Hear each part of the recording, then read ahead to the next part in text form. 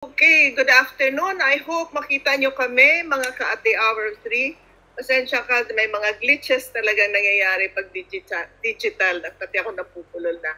Good afternoon, Doc Diching. I will not stay that long because medyo na-delayed na tayo. Pero don't worry, wala namang akong ibang guest. So you can have 1 full hour or even extend that. So mga ka-ate hour 3, again, Dr. Jose Gonzalo Diching.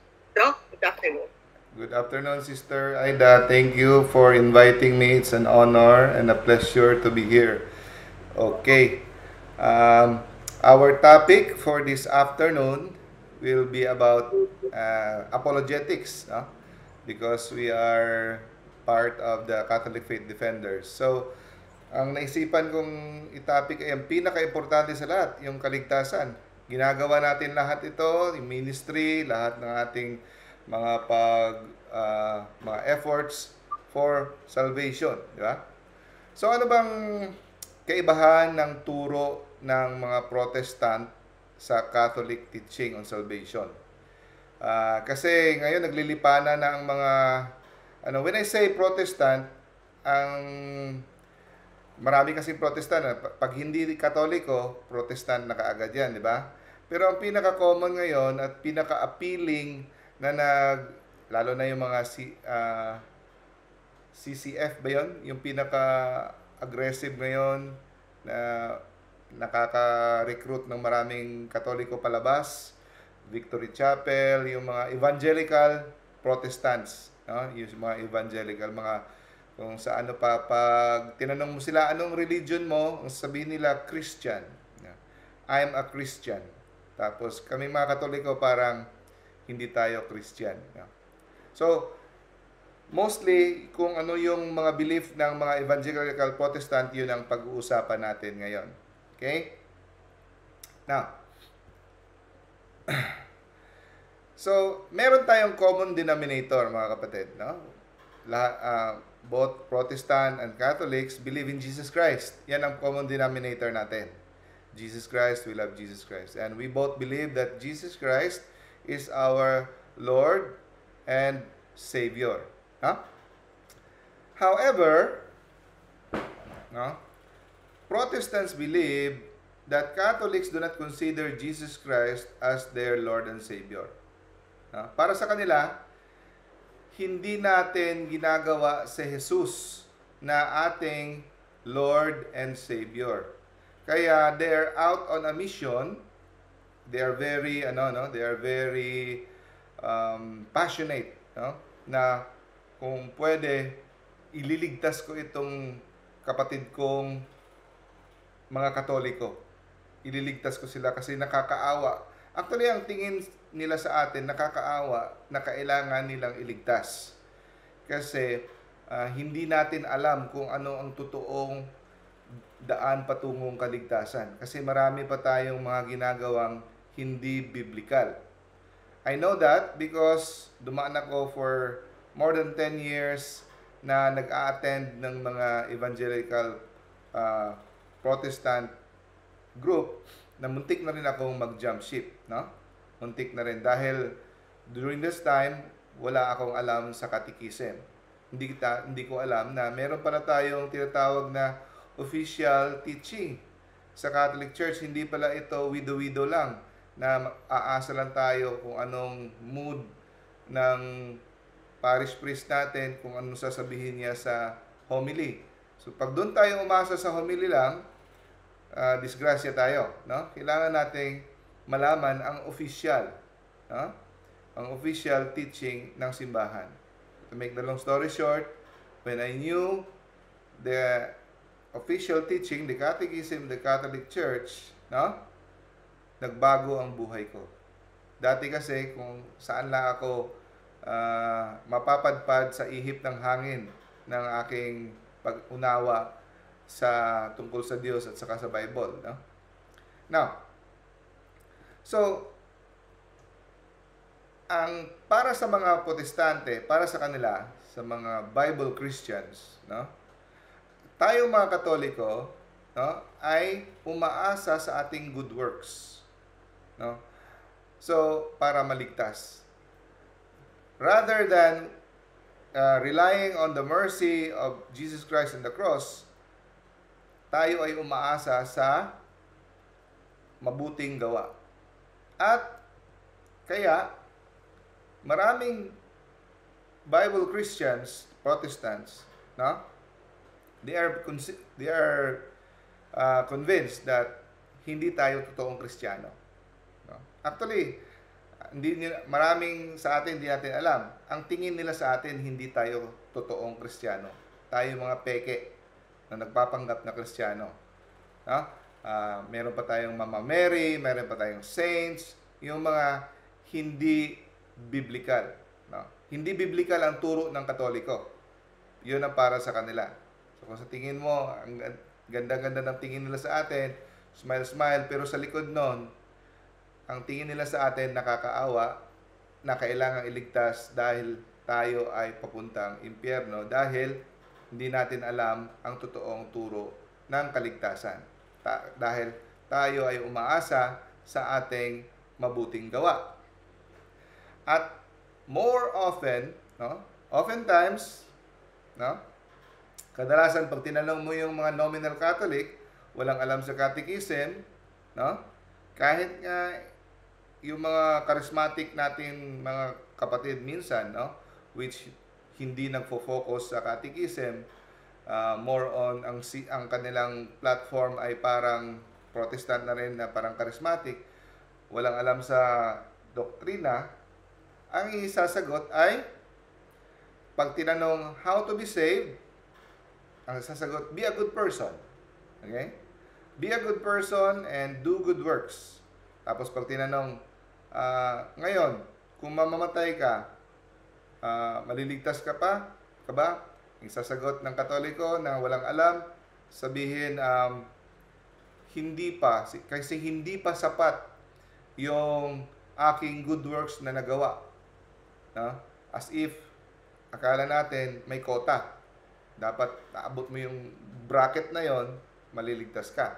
So lalo tayong pinagtatawanan at kinaawaan dahil ito yung Bible verse na kanilang ibabasa sa iyo. At ito yung pinaka sentro ng kanilang pag-intindi ng kaligtasan sa Bible.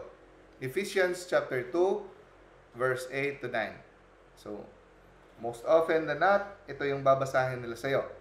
At pag binasa na nila to sa iyo, at wala kang alam sa catechism, sasabihin mo, oo nga, all these years, mali ang turo sa akin na good works, good works, good works, magpapakabait.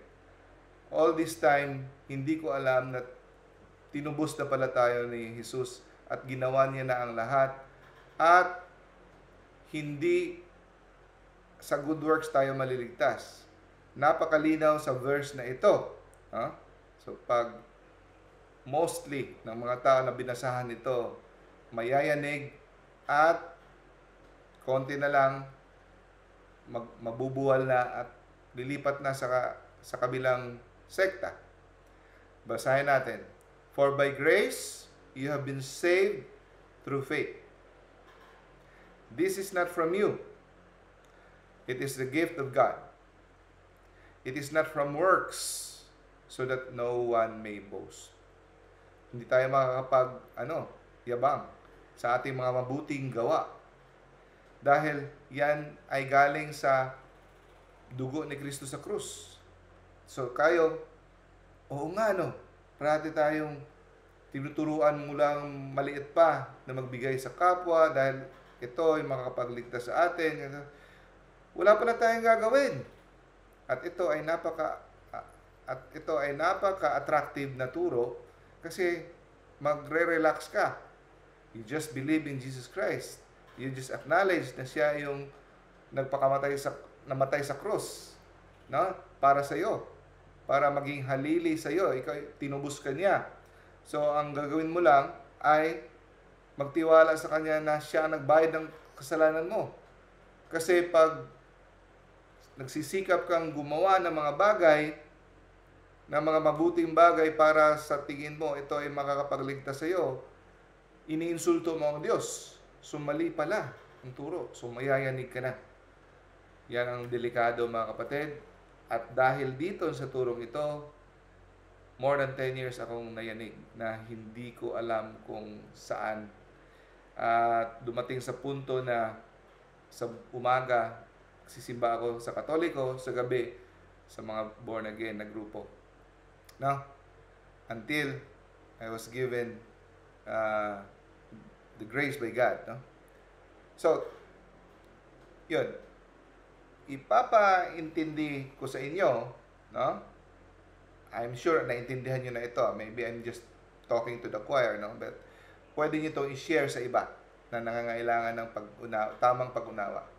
So, dati, ayoko tong verse na ito kasi natatakot ako parang Protestant. Pero ngayon, ito yung favorite ko.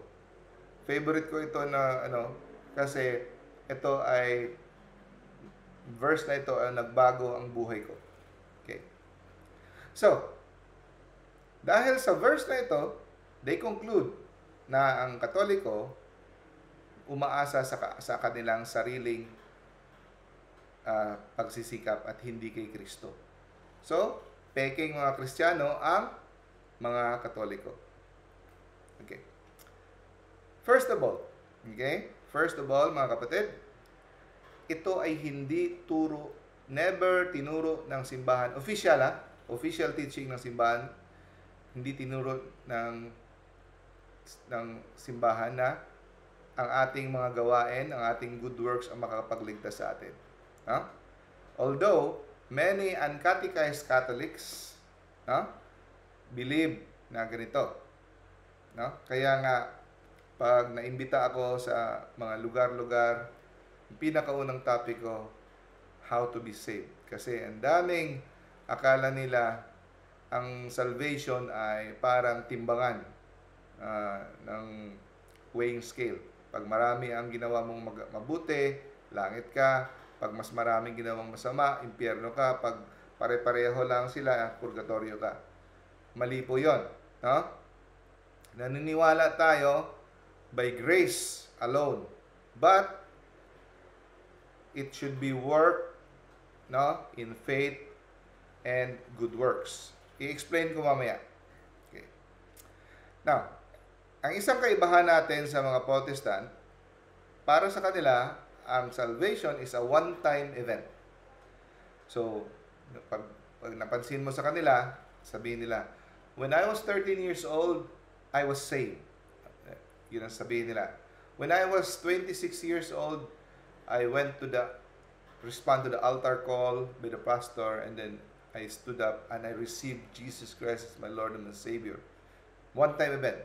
So yun, may mga petsa sila, na naligtas sila nung conscious effort nilang sinabi na si Jesus Christ ang kanilang Lord and Savior.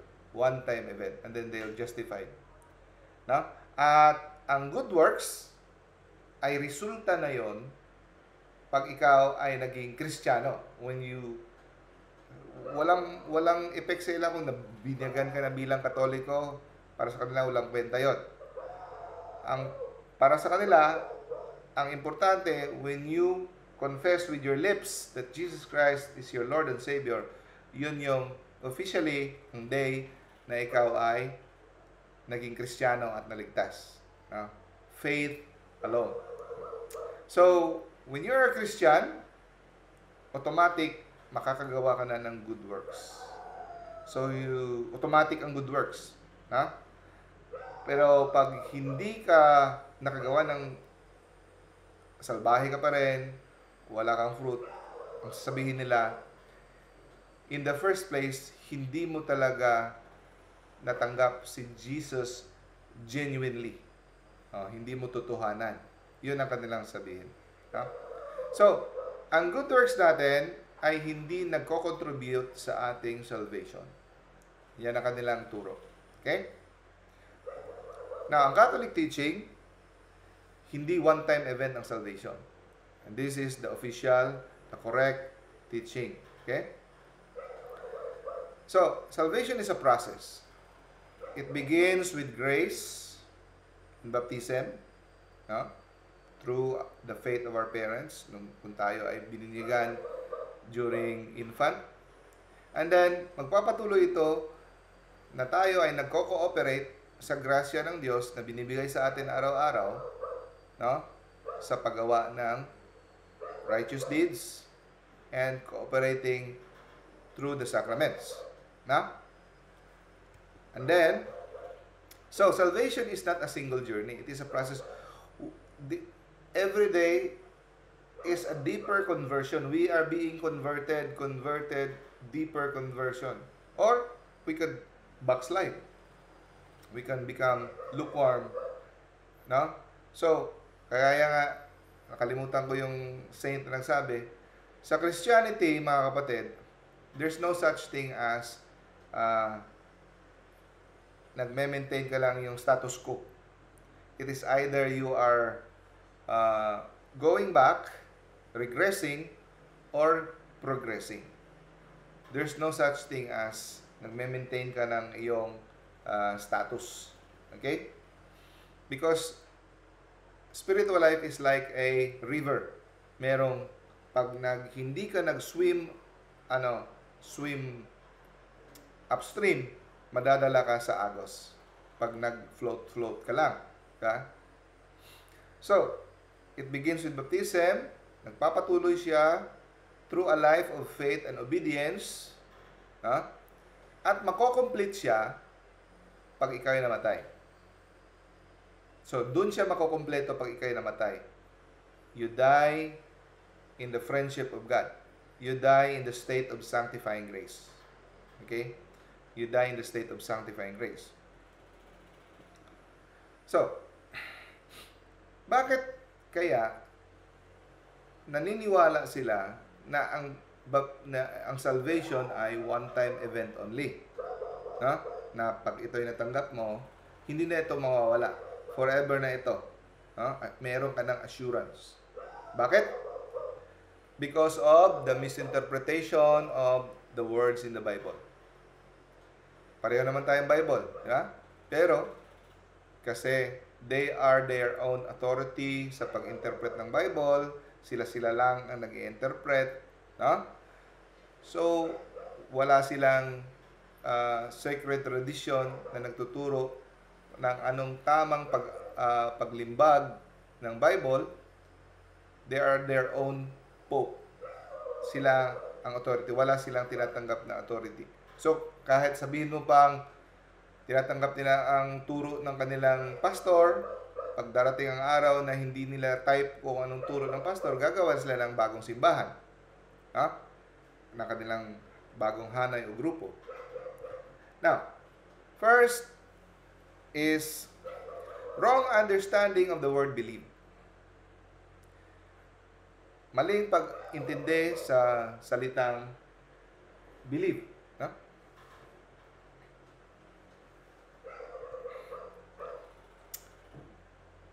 Like, for example, John chapter 3, verse 16. For God so loved the world that He gave His only begotten Son. Yun yung parating lang sabihin, di ba? Memorize na natin yan, di ba? John 3:16. That whoever believes in Him may not perish but have eternal life. O, kita mo? Sino ang titiwala? Sino ang maniniwala sa Kanya? Ay hindi maiimpyerno.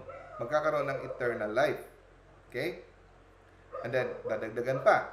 Romans chapter 10, verse 9. If you confess with your mouth that Jesus is Lord and believe in your heart that God raised Him from the dead, you will be saved. So, tanungin mo sarili mo, do you believe that Jesus is Lord? Do you believe that God raised Him from the dead? I believe. So, I'm saved. Pinapahirapan nyo pa, pinapakomplicate nyo pa kayong mga Katoliko ang salvation. Ganun lang kasimple. Sabihin nila. Ha? Now, nung sinabi to ni Paul, nasa Bible, no? Yung believe, yung word na believe. Ano ba ibig sabihin ni Paul? That the Lord and believe in your heart. Ang believe, pag binasa mo ang Bible mga kapatid na parang comics, na hindi mo alam ang context, the historical context, the culture, at paano to ginamit, no? Ano ang situation behind using the word, mawawala ka talaga, no? Hindi ito na parang comics. Tandaan natin, ito ay isinalin from Aramaic to Greek to Latin to English, no? So yung meaning merong maapektuhan, no? The word believe, mga kapatid, is a loaded word. It is a pregnant word. Malaman yan. Hindi yan, akala natin, ang believe ay ano lang, intellectual assent, na naniniwala ka na 1 plus 1, yeah, I believe 1 plus 1 equals 2. No. Pag ang audience mo yung mga Jews at mga Greek, when you hear the word believe, para sa kanila, it is a present, the one who is believing. It is a present term, hindi a past. The one who is believing. So, pag binalikan natin yan, anyone who believes in Him, ang ibig sabihin yan, kung sino ang nananatiling naniniwala sa Kanya. Hindi yan one time. Ang patuloy na naniniwala sa Kanya. Ang patuloy na nabubuhay, isinasabuhay nila ang kanilang paniniwala, yon ay maliligtas. So it is not just an intellectual assent, but living what you believe. So yun ang ibig sabihin ng word na believe. Hindi yan intellectual assent na, yun, parang idea na theory na alam ko, yeah, Jesus Christ is the Messiah. Jesus Christ died on the cross. Save me. That's it. No. Believe is you give your life to Him and you are, sinasabuhay mo ang iyong paniniwala. James chapter 2 verse 19. You believe that God is one. Yeah. Good for you. Even the demons believe. Kahit nga ang mga diablo naniniwala. Meron silang faith. No? Nanginginig pa. Yeah, they believe God. They believe Jesus Christ is Lord and Savior. They believe. But they do not obey. Yun ang difference. Ha? So, dito makikita mga kapatid na ang believe is not sa utak lang. Sinasabuhay. At alam niyo ba mga kapatid kung ano ang opposite ng word na believe? Akala natin ang kabaligtaran ng salitang believe ay disbelieve. Hindi. Pag binasa mo sa Bible, John chapter 3 verse 16 at John chapter 3 verse 36, sinasabi dito, whoever believes in the Son has eternal life. But whoever, ang sinabi ba dito, disbelieve the Son? No. Whoever disobey. So, ang kabaligtaran ng believe ay ang disobey, ang hindi pagsunod, ang pagsuway. Whoever disobey the Son will not have life, but will remain under God's punishment. So, hindi hanggang utak, mga kapatid. No? So, the word believe is the concept of obedience. Kaya makikita natin, para inuulit-ulit ni Jesus sa the book of John, na winawarning, remain in me, manatili kayo sa akin. Sino yung mananatili sa akin? Yung sumusunod sa utos ng aking Ama. Matthew chapter 7 verse 21. Not everyone who says to me, Lord, Lord, will enter the kingdom of heaven. So ito yung mga naniniwala kay Jesus. Hindi lahat ng mga naniniwala sa akin ay makakapasok sa kaharian. Yun lamang ang mga gumagawa sa kalooban ng aking Ama sa langit. Yung mga sumusunod sa kalooban at ginagawa nila. Matthew chapter 7 verse 22. Kaya sinasabi ko sa mga kasamahan namin sa deliverance and exorcism ministry, no, at saka sa mga CFD. Many will say on me on that day, Lord, did we not prophesy in your name? Nagpipreach kami, nagdi-deliverance kami, we drive out demons, perform miracles. Huh? Okay yan. Lahat ng sinabi dito, charismatic gifts yan. Mga things that you do for the building up of the church. But it does not guarantee salvation. Kaya mag-ingat, don't be proud, huwag maging kampante. Kasi sisingilin tayo, we will be judged on our virtues. Not on how many demons you drive, not how kung saan ka umabot sa pag-preach. No. Jesus will answer them plainly. I never knew you. Depart from me, you evildoers. Active ka nga sa ministry. Nagda-drive out demons ka, nag-prayer warrior ka, pero may kabit ka naman.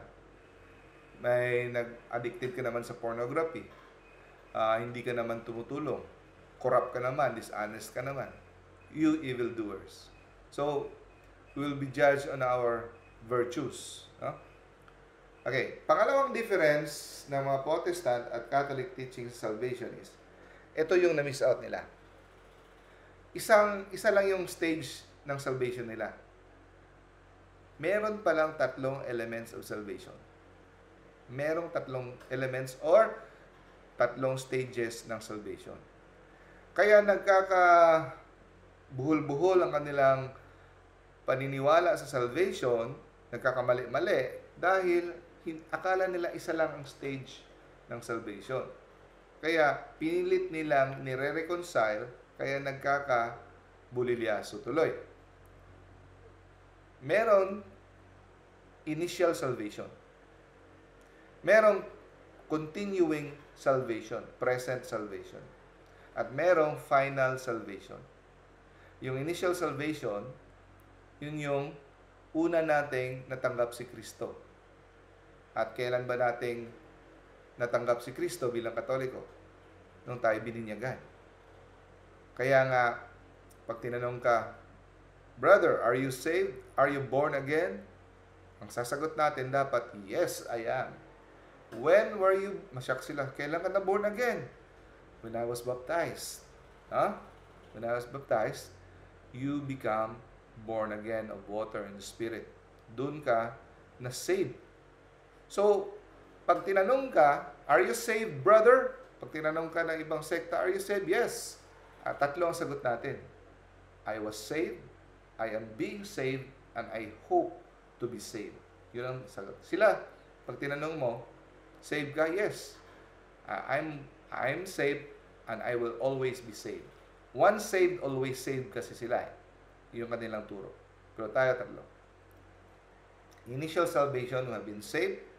Patuloy tayong nililigtas ng Diyos sa pamamagitan ng pagbigay niya ng grasya through the sacraments. We cooperate. And then, 3, pag namatay tayo, final salvation. Hindi na talaga ito mawawala. Yung initial salvation na ito, pwede pa itong mawawala. Ha? Pag hindi tayo nanatili. Kaya sabi ni Jesus, remain in me, and I will remain in you. Hold on till the end. So, sa final salvation, we will be saved. So, kaya, nami-misinterpret nila ang words ni Paul dahil pilit nilang i-compact sa isang stage ng salvation.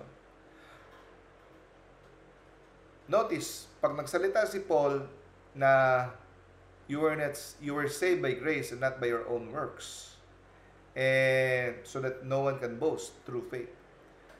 Most of the time, he is talking about the initial stage of salvation. Nung una kayong tinawag.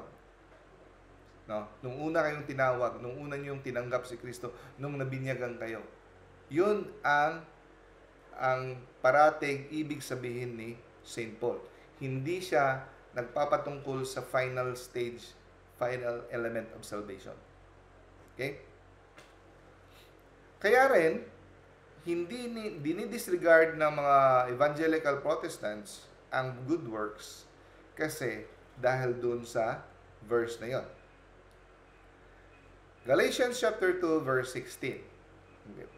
Yet we know that a person is not justified by works of the law, but through faith in Jesus Christ. So we also have believed in Christ Jesus, that we may be justified by faith in Christ, and not by works of the law. Because by works of the law, no one will be justified. Okay? So hindi tayo magiging sanctified or justified sa mata ng Diyos sa pamamagitan ng paggawa ng mga works of the law. It is through faith in Christ. So, pag hindi mo naintindihan, mayayanig ka na naman, oo nga, no? Pero ang tinutukay dito ni Pablo ay, ang tanong natin, sino ba ang audience niya? Bakit niya ba sinabi ito? Ano ba ang circumstances during this time? Ito.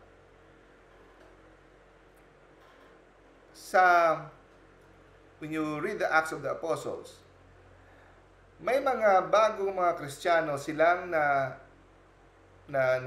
convert, no? Baptized as Christians.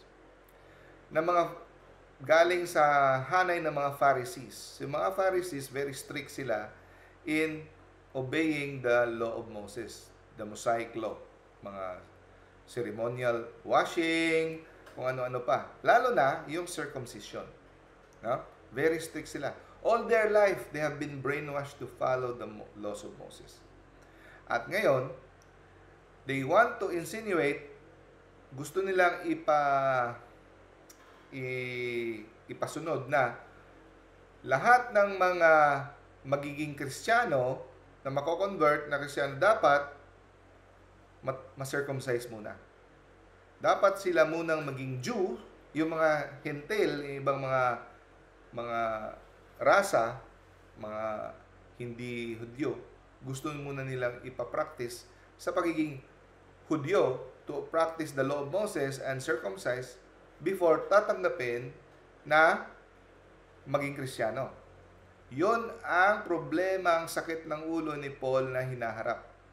Sabi ng iba, certain people come down from Judea to Antioch and were teaching the believers, unless you are circumcised according to the custom taught by Moses, you cannot be saved.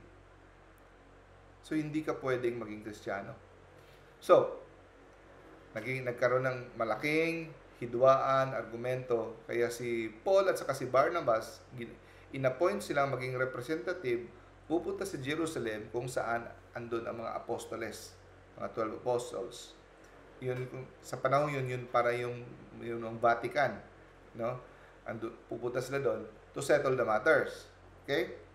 Pagdating na doon, they were welcomed by the church and the apostles. Kaya nga tinawag ito yung first na council. Ngayon, Second Vatican Council. No? Yun ang first council, yung Jerusalem Council. So doon, pinagpupulungan kung anong pwedeng gawan. At some believers who belong to the party of Pharisees stood up, and the Gentiles must be circumcised and required to keep the law of Moses. Yun ang requirement ng sinasabi nila, dinidikta nila. So, nag-convene ang mga apostles sa mga elders, and after much discussion, sinong tumayo? Si Peter. Kasi si Peter ang binigyan ng susi ni Jesus. Siyang the rock, siyang the first pope. And then, anong verdict? Sinabi sa, only let everyone lead the life which the Lord has assigned to him, in which God has called him. This is my rule in all the churches. Was any one at the time of his call already circumcised? So meaning, Tagalogin ko na lang, kung na-circumcise ka na before ka tinawag, before ka nabinyagan, patuloy mo lang yan. Pero kung hindi ka pa natuli, hindi ka pa na-circumcise, hindi mo kailangan magpa-circumcise. No? Kasi, maliligtas ka kahit hindi mo gagawin yung mga works of the law. Pag sinabing works of the law, yung mga law ni Moses, na mga ceremonial washing, kung ano-ano pang mga extracurricular na mga batas. So, yun ang words ni Paul nung sinabi niya, the person is not justified by the works of the law. Law of Moses. Hindi yan ibig sabihin yung the Ten Commandments. No? Ang Ten Commandments, hindi yan mawawala. Forever yan. Sabi ni Jesus, I did not come to abolish the law, but fulfill it. No? Ang tinanggal lang ni Jesus na hindi na tayo kailangan ang mga Mosaic law, yung mga the law of Moses. So, pag si Paul nagsalita tungkol mga salvation, usually he refer to the initial call, the call to repentance, the call to have faith, the call to be baptized, the call to be a Christian, the call to be saved. So, sa initial call mga kapatid, of course, hindi tayo makakapagmalaki.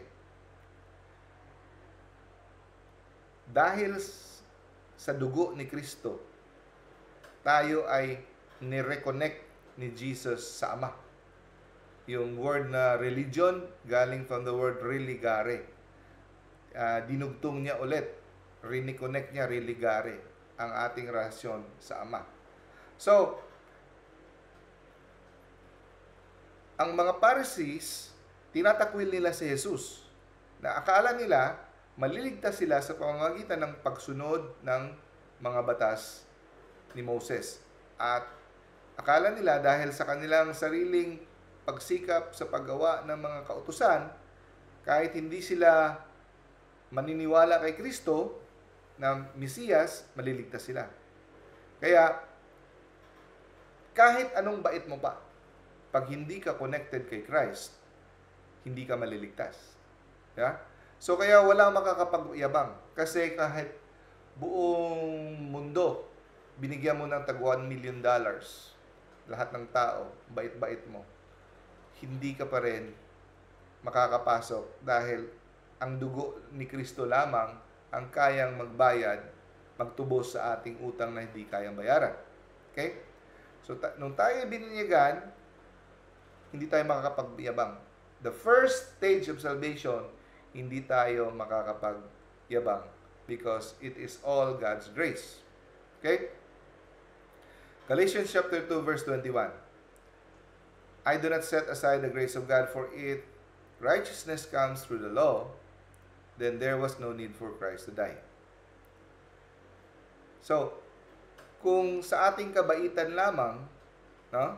Kung sa ating kabaitan lamang tayo ay maliligtas, para ano pa si Kristo na namatay sa krus, di ba? Kaya warning din sa ibang mga Katoliko na being disobedient to the church, like for example, yung iba patuloy na nagiging miyembro ng Freemasonry, ng pagiging mason. Tapos sabihin nila, so if you disobey the church, that is a mortal sin. You separate yourself from Christ. And sabihin nila, okay lang, mabait naman kami, marami naman kaming charitable ginawa.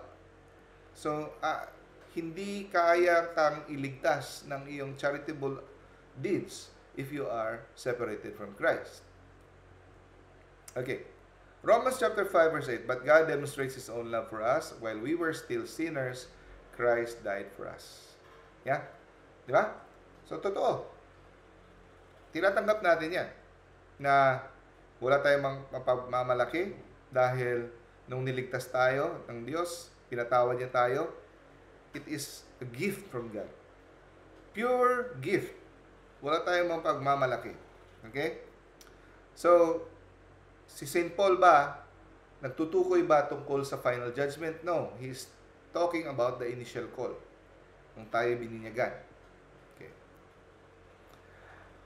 Romans chapter 2 verse 5 to 6. Sa final judgment, ito mangyayari.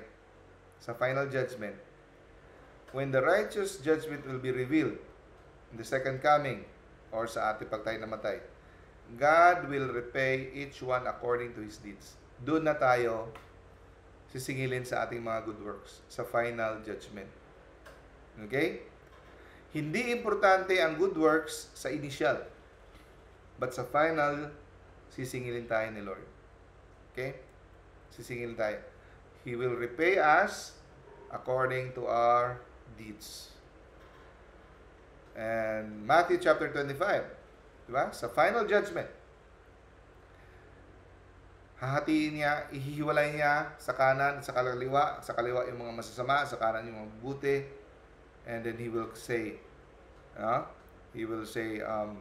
come, you who are blessed by my Father, inherit the kingdom prepared for you from the foundation of the world. Dahil gutom ako, pinakain niyo ako. Hubad ako, pinihisan niyo ako. Tapos yung sa kaliwa, go to the eternal fire. Gutom ako, hindi niyo ako pinakain. So, importante talaga kay Lord ang righteous deeds, good deeds. And in Revelation chapter 22, when He comes, my reward is with me to give each one according to what he has done. So, importante masyado ang good works. He will reward us or punish us according to what we have done. So, pag ang works natin, importante siya sa final salvation at saka sa present salvation. Okay. Ephesians chapter 2 verse 9. Ito yung paborito pa rin nila, di ba? For by grace you have been saved through faith, and this is not from you. It is a gift from God. This is not from your works. Okay. So, ibig sabihin ba ang works ay walang role? Kung pansinan nyo, itong verse na ito, pag pinutol mo, hanggang dyan lang. Pero pag pinatuloy mo, ang succeeding verse, ito yung mababasa mo. It is not from works, so that no one may boast. Patuloy natin. For we are His workmanship, created in Christ Jesus for good works. Okay. For we are His workmanship, created in Christ Jesus for good works. Kita nyo, ginawa tayo ni Lord, niligtas niya tayo para for the purpose of doing good works. So, hindi niya tayo pinagbabawalan sa good works. Actually, kaya niya tayo ginawang Kristiyano, ginawa niya tayong children of God, we belong to become the church, part of the church, for good works. At ang mga good works na gagawin natin ay hinandanan niya bago pa tayo ginawa ng Diyos. So once we become the member of the body of Christ, the very purpose of our being grafted is for the sake of good works. Kaya hindi tayo pwede mag-relax na wala tayong good works. Kasi yun ang purpose natin. Kaya nga sinabi ni Jesus, let your light shine before man so that they will see your good works and praise God. So, for example, nakagawa tayo ng good works. Pwede ba tayo magyabang? Hindi. Hindi pa rin tayo pwedeng magyabang. Kasi, kagaya ng sinabi sa Bible, after you do good things, ang sasabihin mo, I am just but an unprofitable servant. Kasi, bakit mo nagawa ang isang good work? Bakit ka nakatulong sa kapwa? Hindi yan dahil sa iyong kakayahan. Ang kakayahan na yan sa paggawa ng mabuti, galing pa rin sa taas yan. So, pasalamat ka pa rin sa Diyos. Everything is grace. For St. Paul, everything is grace. Kahit yung good works na ginagawa natin, dahil pa rin resulta ng grace. Okay. So, but you have to consciously decide to do good works. Kasi yun ang kalooban ng Diyos. Okay. So, in summary, sa teaching ni Paul, we are saved by grace, created for good works through grace. We will judge according to works based on the grace given. Now, sa Council of Trent, to counter sa mga maling turo ni Martin Luther sa 1500s, inuphold ng Council of Trent na totoo. Tayong mga Katoliko ay nananiwala sa grasya. It is sola gratia. only by grace that we have entered. Ha? So, hindi sa ating gawa, sa mga kabutihan, kung bakit tayo tinawag na Diyos na maligtas. Ha? At merong turo na pumasok sa simbahang Katoliko na Pelagianism na kinundina ng simbahan. Ang Pelagianism ay umaasa ka lang sa good works na ikaw ay maligtas. So, pag sinabi yan ng ibang sekta, sabihin mo, oy, hindi kami naniniwala dyan, Pelagianism yan. Kinundina ng simbahan yan. No? Without the help of God, we can save ourselves. Without the help of God, we can do good works. No. Kinundina ng simbahan yan. Tawag dyan, Pelagianism. We maintain that we believe that everything is grace. Ha? So, hindi natin ma-merit yung initial grace of forgiveness. It is through the blood of Christ. Catechism of the Catholic Church, paragraph 2010. Okay. Kung meron mang simbahan, mga kapatid, take note. Kung meron mang simbahan sa buong Christendom, sa lahat ng mga Kristiyanong simbahan na katayo ngayon, actually, technically speaking, there's only one church that Jesus Christ established. Technically speaking, the Catholic Church. Yung iba, ang technical term sa kanila, hindi sila church, kundi ecclesial communities. There's only one church na in-establish in Jesus. Now, kung meron mang simbahan na naniniwala na ang gift of salvation ay free, walang iba kundi ang Catholic Church. Bakit? Binibinyagan natin ang ating mga bata. Binibinyagan natin ang ating mga baby. Mga baby, walang kakayanang gumawa ng good works yan. Inosente yan. Pero nung bininyagan sila, we believe that they are saved. Okay. Because of the sin of Adam and Eve, first parents, nawala sa atin ang sanctifying grace. Nawala. The sanctifying grace is the life of Jesus, the Father, Son, Holy Spirit, dumadaloy sa ating kaluluwa. Pero naputol. Dahil sa ating rebellion. Binalik yan ni Kristo sa krus. So, yung baptism, yun ang sakramento kung saan matatanggap natin for the first time ang sanctifying grace.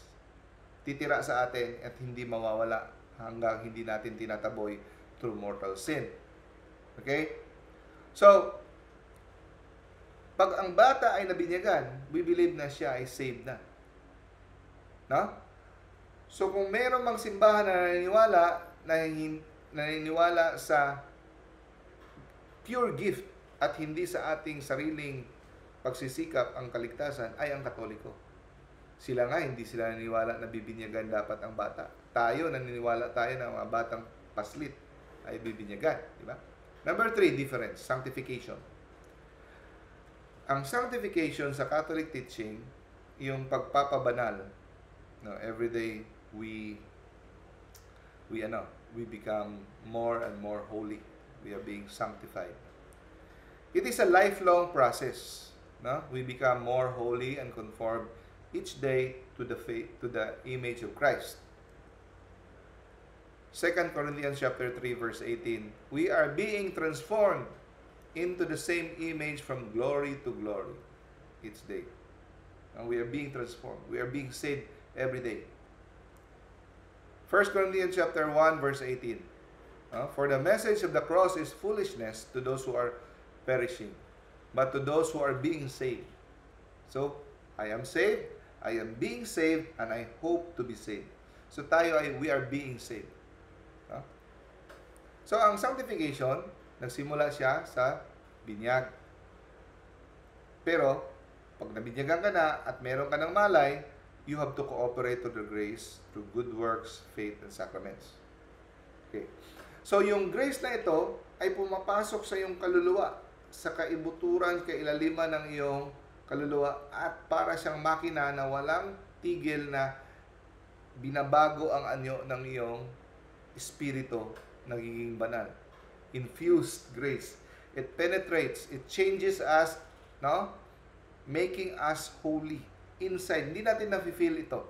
Hindi natin namamalayan ito. It escapes our senses. No?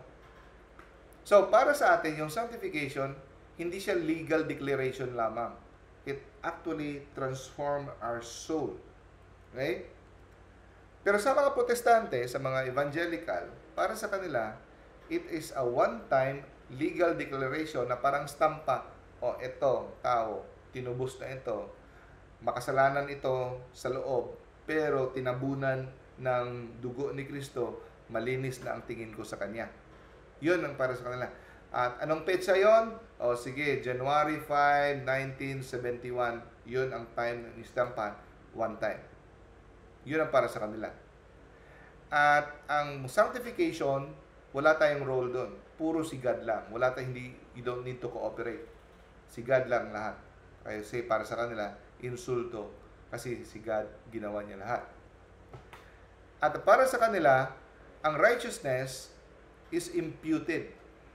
Imputed ay ipinataw lang. Ipinatong. No? Pag nakatingin si God sa isang makasalanan, ang tinitingnan niya si Jesus.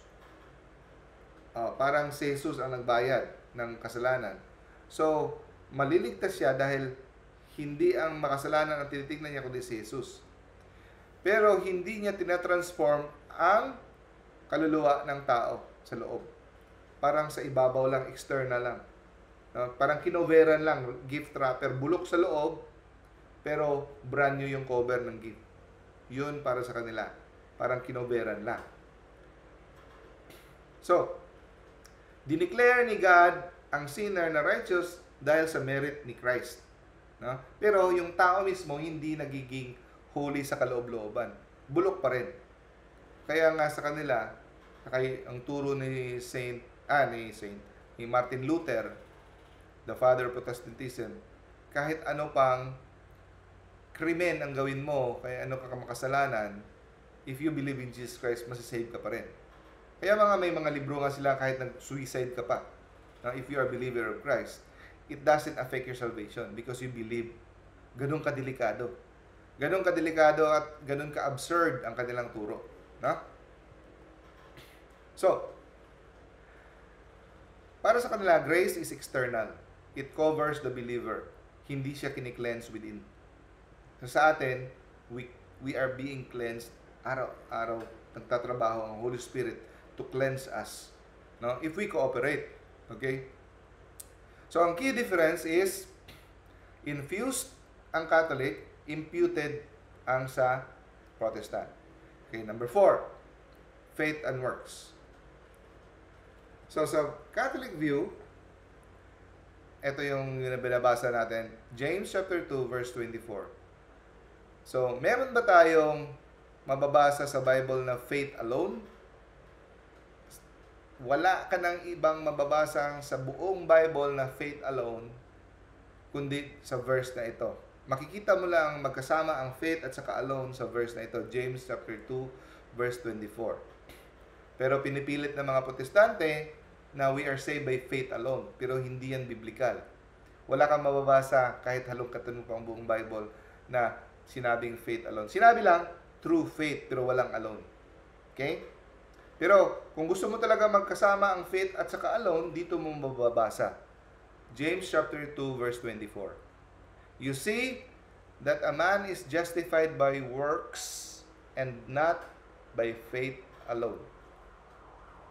Alam nyo bang hate ni Martin Luther ang Book of James? Tinawag niya itong epistles of straw, worthy to be burned, kasi nakokontradict ang turo niyang faith alone. Makakasi. Pero ang sinabi dito, harap-harapan, man is justified by works and not by faith alone. Nung sinabi ni James ito, ang tinutukoy niya ay hindi initial salvation. Ang sinasabi niya dito ay final salvation. We are justified by works. No? So, ang works na sinasabi dito is obeying the commandments of God. Doing the acts of mercy, no? Spiritual and corporal works of mercy. Ito yung works na sinasabi. No? Pag si Paul naman ang sabing mga works, ang tinutungkol niya hindi yung spiritual, corporal works of mercy. Ang tinutungkol niya yung mga works, mga law of Moses, mga circumcision, mga ceremonial. Yun, take note. No? Okay, so, good works, sacraments, and perseverance in grace contribute to the one's final salvation. So, ang view ng Protestant, ang good works ay hindi kailangan. So, kusa lang itong lalabas pag ikaw ay nasa kay Kristo. Kasi, you love Jesus, you want to please Him. Ang problema lang sa turong ganito, mga kapatid, okay lang kung maganda ang mood mo. Pero, pag may time na mangingibabaw ang ating lust of the flesh, lust of the eyes, and pride of life, more than our love for God. Just like, for example, mahal mo nanay mo. Pero, sinabihan kang huwag mag-gadgets. Pero, pagpapatagaw kang mag-gadget kasi sobrang na naghuhumaling ka sa mga games. Nangibabaw siya sa love mo sa nanay mo. So, kaya hindi po pwedeng yun lang ang rason. No? Naging optional ang works. No? At nagiging resulta lang.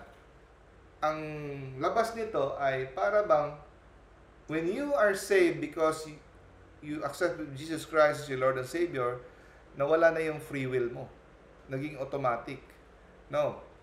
Take note, even if you are already in Christ, the concupiscence of the flesh brought about by the original sin, the result, the effect of the fall of the original sin, hindi nawawala yan. Hanggang kamatayan, hihilahin ka talaga ng flesh mo not to pray, not to do good works. No? So, hindi pa rin patay ang desires ng flesh. Lalabanan talaga natin. Di ba? So, sa kanila, parang automatic, parang nawala na yung free will mo. Dahil sa maling interpretation na it is not from works. Again, it is about the initial salvation. It's not about the continuing and the final salvation. Okay? Hindi nagko-contribute. Optional lang yun.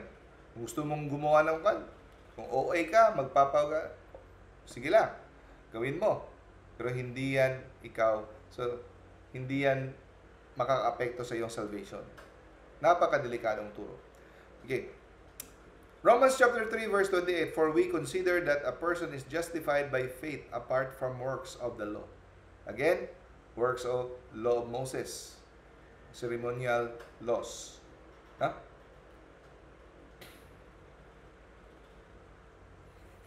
So, Martin Luther, the father of Protestantism, take note, si Martin Luther ay dating pare, Augustinian priest na tumiwalag, lumabas sa pagkakatoliko, nag-asawa ng isang madre.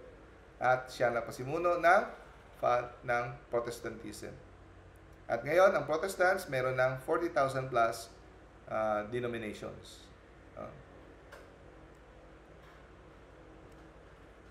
Pero pag binasa mo ang Bible, mga kapatid, the parable of the talents, sa final, binigyan tayo ng talents. Sisingilin tayo.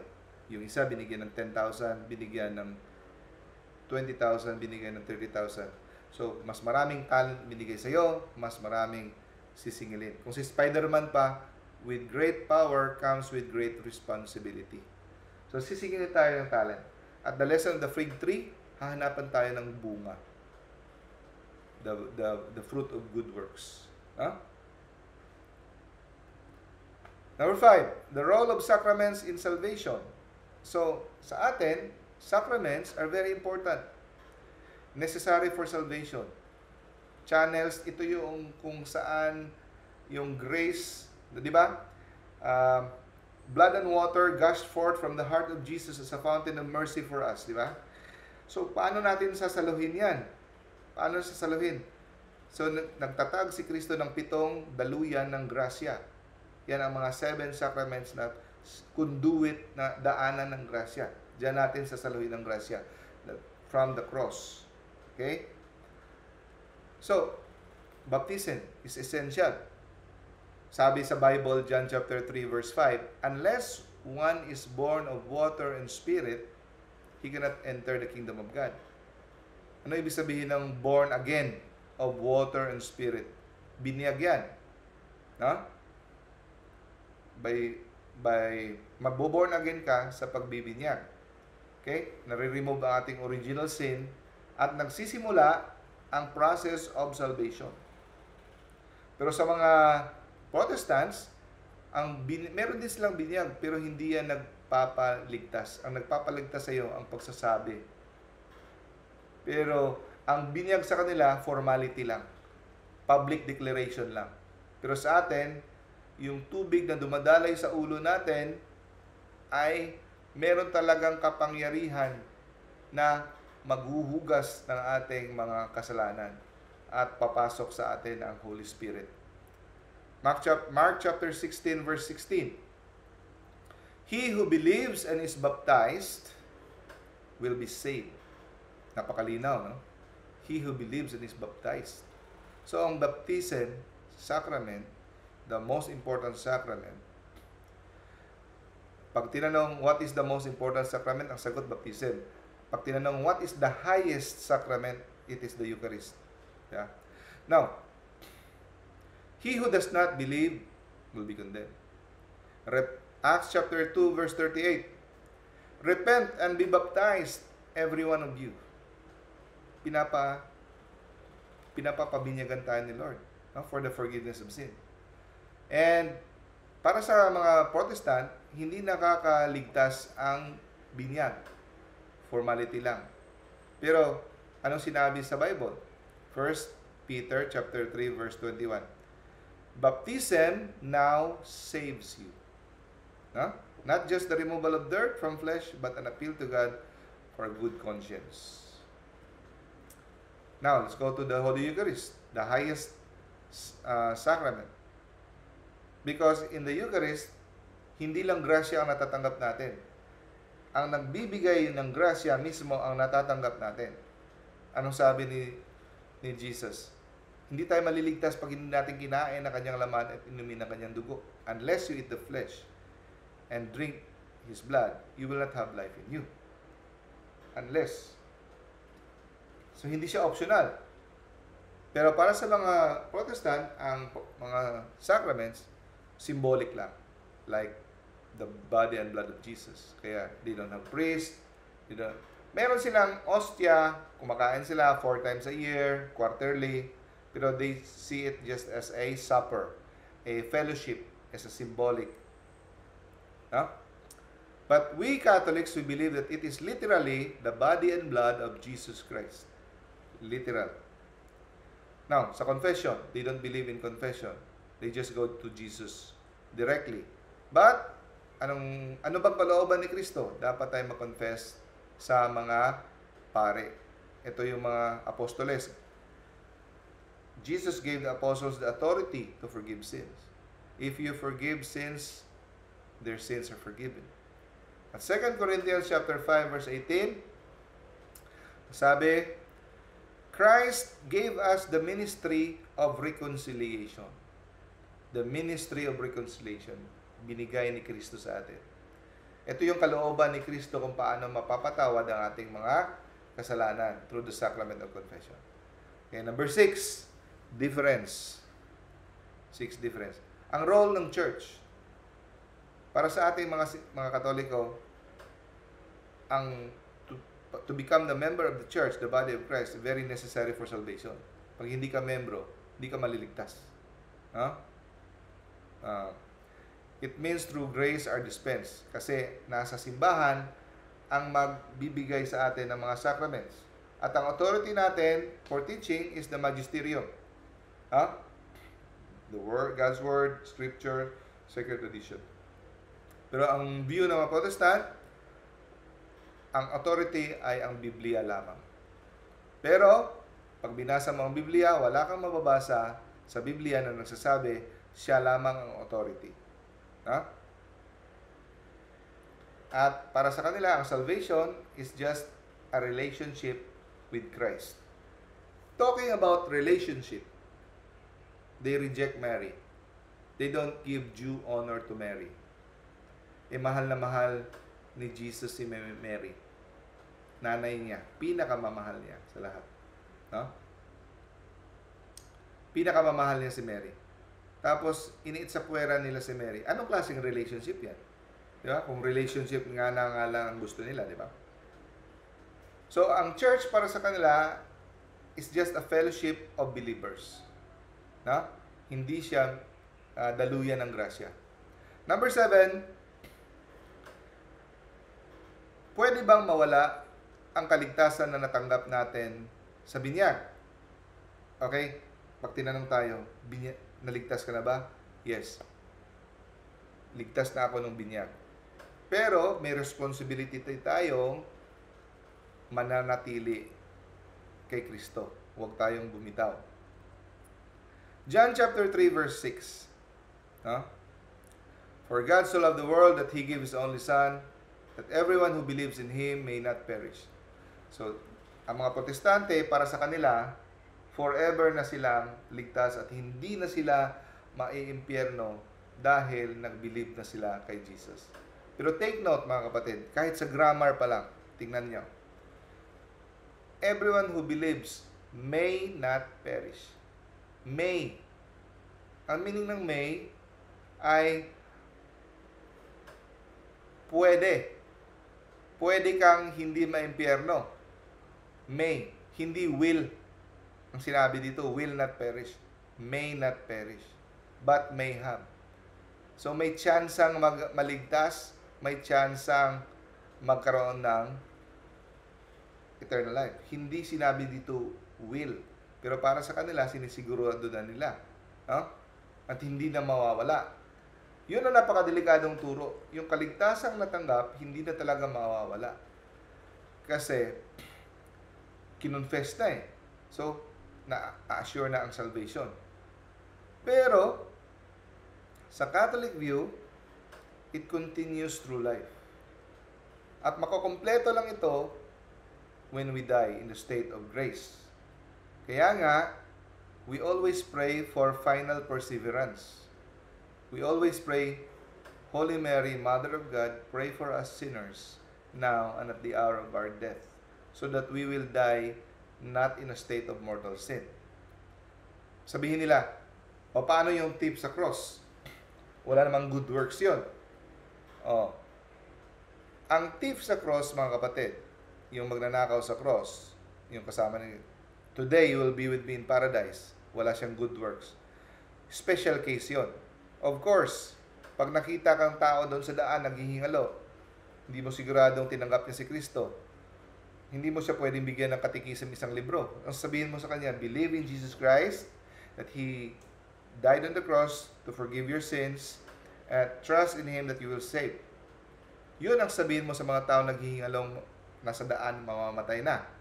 Huwag mo nang pahabain.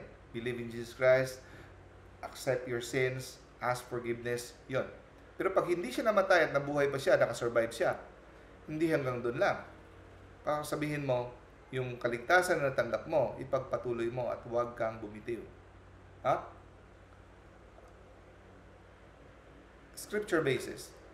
Ang sabi sa Philippians chapter 2 verse 12, work out your salvation with fear and trembling. So, ang salvation na natanggap mo, you have to work it out with fear and trembling. Matthew chapter 24, the one who perseveres until the end will be saved. Malinaw. Dapat mananatili tayo, faithful until the end. Hindi siya one-time event. Si St. Paul nga, 1 Corinthians chapter 9 verse 27, I drive my body and train it for fear that matapos kong mag-preach sa inyo, baka ako naman ang ma-disqualify. Di ba? At dito kinukuha ng mga protestante ang doctrine na once saved, always saved. No? Romans chapter 8 verse 1 at now, therefore, there is now no condemnation for those who are in Christ Jesus. So, pag nasa kay Kristo ka, hindi ka na makakondem. Pero ang ibig sabihin yan, yung mga nananatili, ang hindi nila alam, pwede kang mawalay. And winawarningan tayo sa John chapter 15 verse 4, remain in me and I will remain in you. So sino yung mga nananatili kay Kristo? Yung mga nananatiling sumusunod sa kautusan. Okay? At sino yung mga nananatili? The man who feeds on my flesh and drink my blood remains in me. That's why kailangan nating mag-receive ng Holy Eucharist parate. Sabi ng mga Protestante na naman, Romans chapter 8 verse 38 to 9, ito yung pinaka silver bullet nila. No one can separate us from the love of God, neither angels nor demons, no power in the sky, nothing in all creation can separate. So wala. Etong biblical basis nila, hindi ka mahihiwalay kay Kristo. Wala makakapaghiwalay pag andiyan kay Kristo. Tama naman. Ito ay promise ni St. Paul sa mga taong pinipersecute. Huwag kayong matakot. As long as you're in Christ, walang external creatures, kahit pugutan ka pa ng ulo, demonyo man yan, isa lang ang makakapaghiwalay sa atin. Our own free will. Ito yung hindi sinabi ni Paul dito. It goes without saying na with our free will, we can choose to separate. But nothing external power can separate us. Only us. No? Anong sabi sa Romans chapter 11? Na nagpo-prove na pwede pa tayong makat off. Consider therefore the kindness and sternness of God, sternness to those who fell, but kindness to you, provided that you continue in His kindness. So, dapat nating mag-continue in His kindness. Otherwise, you also will be cut off. Napakaliwanag. Number 8, difference between Catholic and Protestant. Salvation can be lost through mortal sin. So, ang problema lang, Protestant don't believe in mortal sin. They believe that there's only one sin. Lahat ay kasalanan. Walang mortal, walang venial. Pero, napakalinaw sa Bible na merong mortal, nakakamatay. So, pag natanggap mo yung binyag, buhay ang kaluluwa. So, ang batang walang binyag, patay ang kaluluwa. Dahil sa original sin. Pag natanggap mo yung binyag, nagkaroon ng life. Meron ka sanctifying grace. Pag gumawa ka ng mortal sin, mamamatay ang iyong kaluluwa. So, if you die in the state of mortal sin, hindi ka makakapasok sa kaharian. So, John chapter 5, verse 16 to 17, dito natin kinuha yung doctrine ng mortal sin. There is a sin that leads to death. Okay? All wrongdoing is sin. And there is a sin that does not lead to death. Yung sin na hindi nagli-lead to death ay venial sin. Ang sin that leads to death is mortal sin. At ito, Ezekiel chapter 3, verse 20. When a righteous person, so believer of God, turns from his righteousness and does evil, since you did not warn him, he will die in his sin. Meaning, he will die in his mortal sin. No? So, pwede kang mamatay in mortal sin. 1 Corinthians chapter 6. Do you not know that unrighteous will not inherit the kingdom? If we sin deliberately after receiving knowledge of the truth, there is no longer remains a sacrifice of sin. So, pwede ka talagang mahiwalay. Not everyone who calls me Lord, Lord. Again, di ba? Number 9, that's the difference between Protestant and Catholic. Assurance of salvation. Okay. Maraming Protestante, tatayo sa bus, sabihin, ikaw brother, pag nabangga tong bus, sigurado ka pang ligtas ka. Yung mga Katoliko, hindi tayo sanay magsagot sa mga ganitong nauutal tayo. Okay? At para sa kanila, sure na sila. At para sa kanila, kulang ang faith mo. Iniinsulto mo si Lord pag hindi mo sigurado, pag hindi ka sure, hindi ka confident na sabihin, yes, ligtas na ako. Pag namatay ako ngayon, ligtas na ako dahil sa ginawa ni Kristo. Para sa kanila, hindi ka totoong naniniwala kay Kristo kung hindi mo masasabing 100% ligtas ka. Tama ba yon? Mali. Okay? Mali. Sila, sigurado na sila talaga. Pag namatay sila ngayon, heaven talaga sila. Because when you believe that Jesus Christ, si Lord and Savior, will save. Dahil sa maling pag-unawa sa Bible. Yun parate. If you died tonight, do you know for certain that you would go to heaven? Yun parate. So tayong mga Katoliko, anong sagot natin? So even if you have done your best, you have confessed, you have prayed, lahat-lahat, doing the best you can to do the will of God. Hanggang hopeful confidence lang tayo. Never tayo pwedeng magsabi ng absolute assurance. Ang official teaching ng simbahan, hindi tayo pwedeng magsabi ng absolute assurance. Okay? While one can have a moral assurance of salvation, absolute certainty is not possible.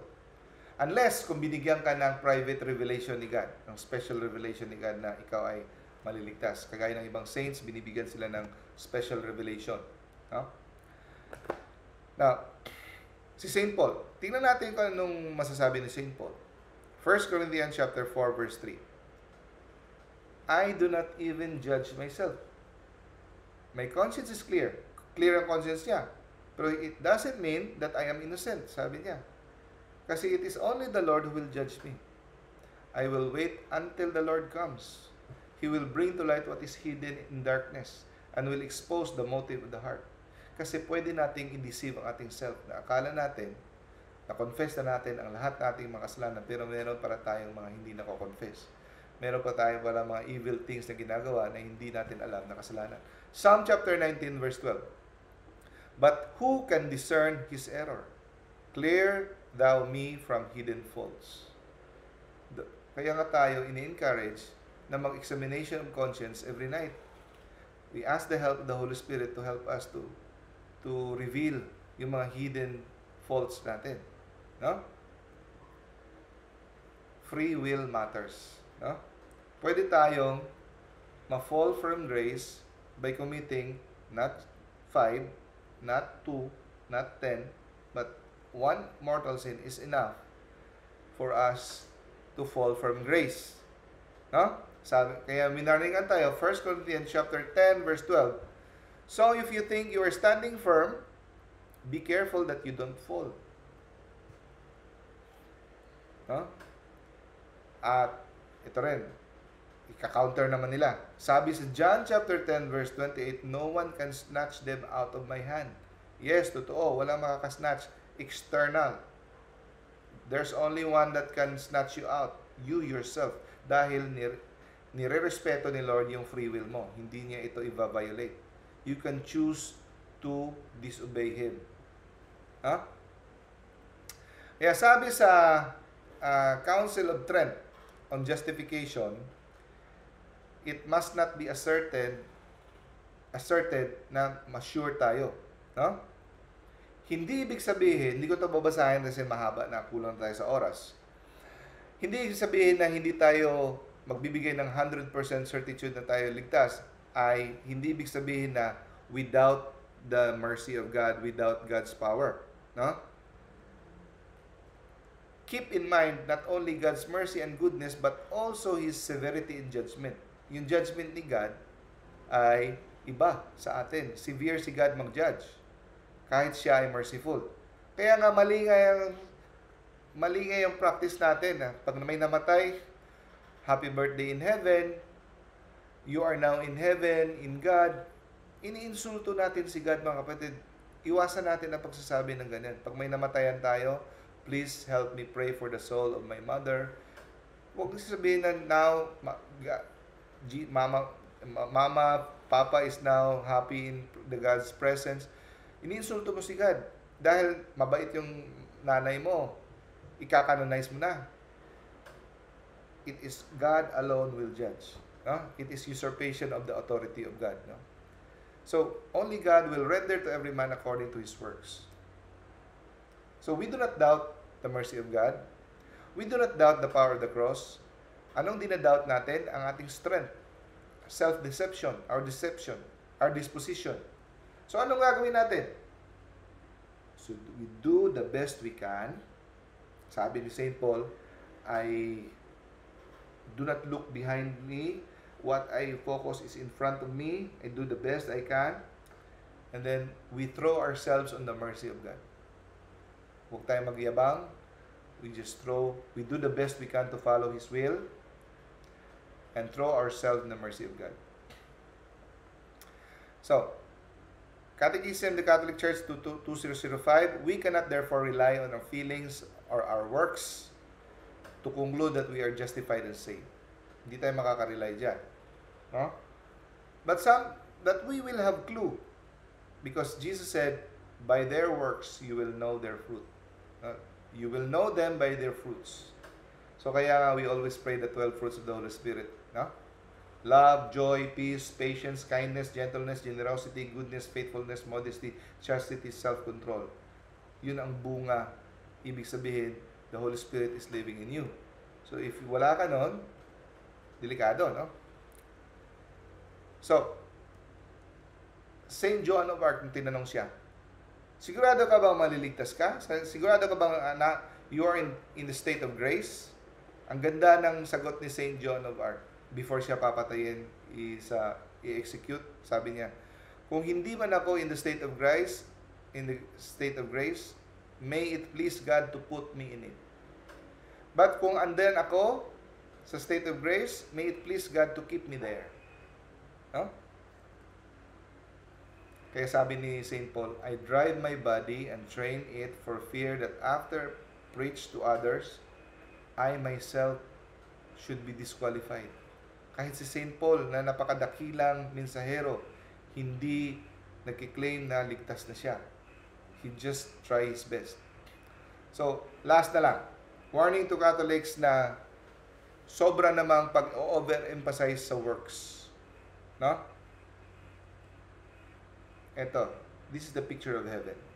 This is a supernatural place. Ang tao ay natural. Hindi tayo makakapasok sa supernatural place. Kailangan natin maging supernatural. Kailangan natin ng sanctifying grace so that we will become supernatural. Okay? Yan ang sanctifying grace. When we commit a single mortal sin, it will disappear and we will turn back to become natural man. Now, ang tanong, warning sa mga Catholic na hindi alam. Akala nila, if you're a decent person, if you're just a good person, it is your right to go to heaven. No. Heaven is not a reward for good people. Heaven is for people who endure till the end in Christ. So, kahit anong dami pa ng good works mo, if you are separated by Christ, from Christ through mortal sin, and di mo na-confess, walang value ang works mo. Walang merit. Our works will only have merit if we are in Christ. Kaya sabi ni Jesus, remain in me. Because you cannot bear fruit if you are not connected to the branch. No? You are not connected to the vine. You are not separated. Hindi ka makakabunga. Di ba? Kaya walang merits. Like for example, for 1 year, in the state of mortal sin ka, merong kabit, hindi ka nagko-confess, patuloy mong ginagawa, lahat ng good works mo, for that year, walang merit. Not recorded. No value in the eyes of God. Your good works will only have value if you are in the state of grace. Sabi ni St. Alfonso de Liguori, no devotions, nor alms, penitential works are accepted by God from a soul in a state of sin and without repentance. God accepts and acts of him alone who is contrite for his sin and resolved upon a change of life. Okay, warning, warning ko ito. So, when a righteous person turns from their righteousness and does evil, I will put a stumbling block and he will die. And all the righteous things, kaya nga wini-warning ako, huwag kang umasa dahil lay minister ka, preacher ka, na mag-iipon ka ng points kay Lord at maka-cancel out yung mga bad things mo. No. If you die in the state of mortal sin, anong sabihin ni Lord? All the righteous things that the person did will not be remembered. Okay? All the righteous things that the person will not be remembered. But good news, mga kapatid, when you confess your sins and you are absolved of your sins, all the righteous things that you did in the past will be returned to you. So Jesus said to his disciple, whoever wants to be my disciple must deny themselves, take up their cross, and follow me. Enter the narrow gate. Because marami ang papasok sa gate papuntang impyerno, that it is very wide and very easy. Many will pass through it. Konti lang ang makapasok because the gate is narrow. Small is the gate and narrow the road that leads to life, and only few will find it. God bless us all. Okay, medyo na sumobra ng isang oras. Sorry mga kapatid. Okay, sis. Maraming salamat, no, Doc Dichin, for sharing with us this beautiful input. Yung last few words mo, last few statements mo, na-remember ko, I just had my confession last week, no? And then, habang nagsasabi ako, sabi ni Lord, sabi ni pare sa akin na sometimes we don't receive fully the blessing of the Lord if we have not remembered some sins that we have forgotten to confess or something like that. So, sabi niya, it is important that we try to remember all. Kung meron mang kasalanan na you think you were not able to confess, then confess it. If you were able to confess it, maybe God has forgiven you. But if it comes again, and you just try to confess so that the blessing upon you will be full and complete. That's exactly what you shared on the last, no? That the Lord will not remember all the good works that we have been doing if we are in a state of grace. To be honest, Doc, I also have that, na, ang tagal ko na dito, magpo 4 years na rin ako. Minsan sabi ko sa sarili ko, sa ginagawa ko kaya ito, baka akong mahuli. Just like what St. Paul said. Because, when we are in social media, maraming magsasabi, salamat, you inspired us, the talks of your guests. Pero minsan nilisip ko rin sarili ko, kaya, na hindi kaya ako mahuli. Kasi, di ba, arrogance, pride, ego comes, especially when we are in social media. And that's why I'm very thankful for the grace of being here, Doc, for accepting our invitation. We hope that you will be able to come back again, no? Kasi lanong katapusan dito. In fact, I would just flash, Doc, before we end up. Somebody said, next video po na i-play, akala kasi niya recorded ito, yung topic mo daw, ikaw ba to? Or who's Doc Dino? It should be you? About Divine Mercy and Divine Mercy Sunday. You have this on your file? Yeah, may file topic sa YouTube. Okay. So I think they wanted me to play, of course, with your permission. Akala niya video.